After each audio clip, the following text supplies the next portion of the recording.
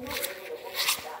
대형군의 국회 진입과 위헌 논란이 부대인 포고령 발표까지 전 과정을 주도한 이후로 윤석열 대통령과 함께 헌법상 내란과 집권남용 등의 혐의로 고발된 사건입니다. 최두희 기자가 보도합니다. 12.3 비상계엄을 윤석열 대통령에게 건의한 인물로 알려진 김용현 전 국방부 장관. 대통령에게서 지휘 권한을 위임받았다며 계엄작전 전 과정을 주도했다는 의혹을 받는 인물입니다. 특히 김 전 장관이 주도한 계엄군의 국회 진입은 가장 큰 논란이 되고 있습니다. 또 첫 조항부터 위헌 지적이 제기되는 계엄사령부 포고령을 김 전 장관이 계엄사령관에게 전달했습니다. 계엄사령관은 위법 요소를 따져봐야 한다는 의견을 냈지만 받아들여지지 않았다고 주장했습니다. 포고문에 대해서는 법적으로 검토를 해야 되지 않느냐는 것을 건의를 드렸는데 당연히 법적으로 검토되었다는 말씀에 날짜가 시간이 너무 시제됐기 때문에 시간이 안 맞아서 그 부분을 말씀드리고 수행해서 윤석열 대통령과 함께 형법상 내란과 직권 남용 등의 혐의로 고발된 김 전 장관. 이번 비상계엄 사태의 실체를 밝힐 수 있는 핵심적인 중요 인물로 꼽힙니다.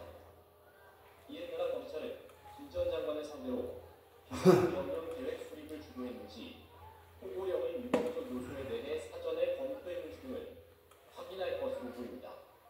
사건의 특성상 관계자들의 진술이 엇갈리는 만큼 검찰은 핵심인물 김 전 장관에 대한 조사를 통해 정확한 사실관계를 파악하는 데 주력한다는 방침입니다. 비상계엄 사태가 벌어진 지 닷새 만에 핵심인물에 대한 조사가 이루어지면서 검찰 수사가 급물살을 탈 전망입니다. YTN 최두입니다. 여인형 방첩사령관이 YTN과의 인터뷰에서 사전에 계엄을 전혀 알지 못했고 비상계엄 포고령도 직접 작성하지 않았다고 주장했습니다. 이른바 충남파의 일원으로 비상계엄 사태를 주도했다는 의혹을 받는 만큼 관련 수사 결과를 지켜봐야 할 것으로 보입니다. 고정원 기자의 단독 보도입니다. 국회의 정치활동을 금지하고 복귀하지 않은 전공인은 처단한다.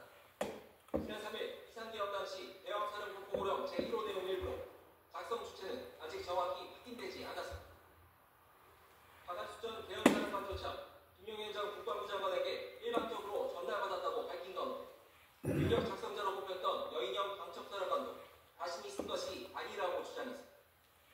여인형 방첩사령관은 YTN과의 전화 인터뷰에서 자신이나 방첩수사요원이 포고령을 쓴 것이 아니라고 거듭 밝혔습니다.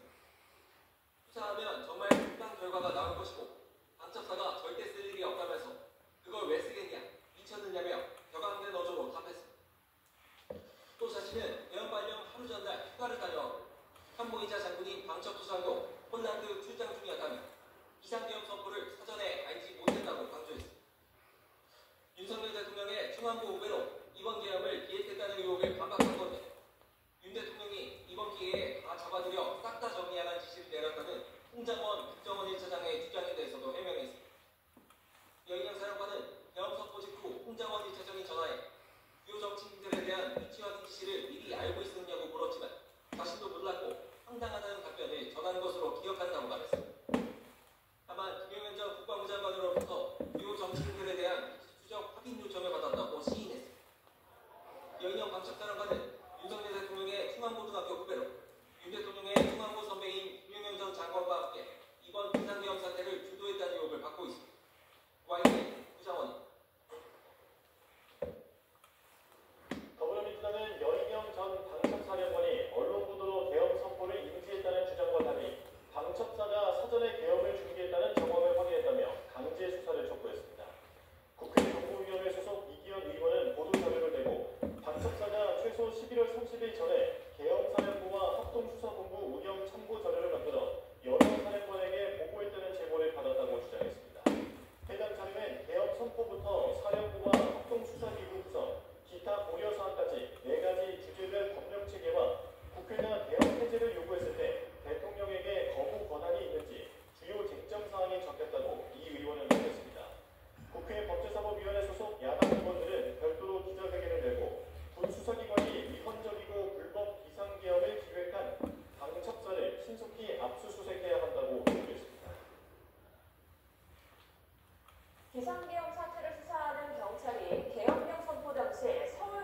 경찰청의 무전 기록을 전부 확보했습니다. 경찰은 무전 기록 분석을 통해 두 차례에 걸친 국회 출입 통제 지시를 언제 누가 내렸는지 파악하고 있습니다. 우종훈 기자가 보죠. 윤석열 대통령의 비상계엄령 선포 직후 경찰은 국회 출입을 전면 통제했습니다. 이후 의원 등에 한해 잠시